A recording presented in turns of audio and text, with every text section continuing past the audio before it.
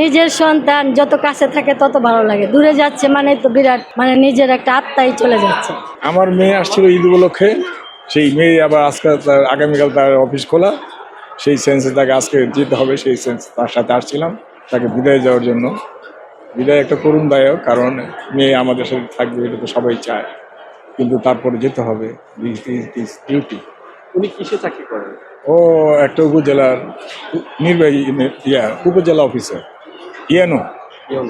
এখন ঘরেই হবে বিয়ে বাড়ির পোলাও, যদি থাকে আকিজ এসেনশিয়াল সুগন্ধি চিনি গুঁড়া চাল। গরু যখন কোরবানি দেওয়া হলো, গরুর মাংস আমি পাঠালাম, আমার মেয়ে আমার ওয়াইফ একত্রে তারা মাংস গুছাচ্ছিল, মানুষকে বিলি করতেছিল।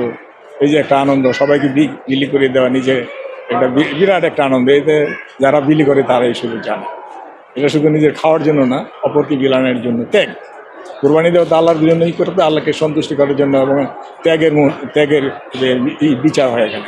আর তাছাড়া এই যে আমরা আমাদের দারিদ্র গোষ্ঠী এদেরকেও আমরা কি বিলাচ্ছি, এটা একটা বিরাট আনন্দ। কারণ তারা তো তেমন একটা এই কোরবান ছাড়া কেউ মাংস খাওয়ার তাদের সৌভাগ্য হয় না, এত টাকার দামে তারা তো মাংস কেনার তাদের সৌভাগ্য হয় না, সেইটা বিরাট আনন্দ দিতে পারছি যে এটা আনন্দ। এটা আনন্দ। নিজের সন্তান যত কাছে থাকে তত ভালো লাগে, দূরে যাচ্ছে মানে তো বিরাট, মানে নিজের একটা আত্মাই চলে যাচ্ছে সেটাই।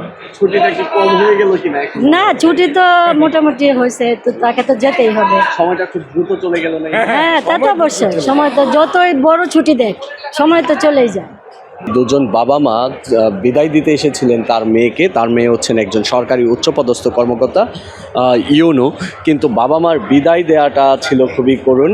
তারা বলছেন, যেমনটি জানাচ্ছিলেন, আসলে বিদায় খুব কষ্টকর একটি বিষয়, তারপরেও কর্মস্থলে যেতে হবে, সেই জন্য তারা এসেছিলেন তার সন্তানকে কমলাপুর রেলওয়ে স্টেশন থেকে বিদায় দেওয়ার জন্য। ভালো থাকুক প্রতিটি বাবা মা, ভালো থাকুক প্রতিটি পরিবার, এমনটাই প্রত্যাশা। কমলাপুর রেলওয়ে স্টেশন থেকে হাবিবুর রহমান, হানিফ, বাংলাদেশ প্রতিদিন।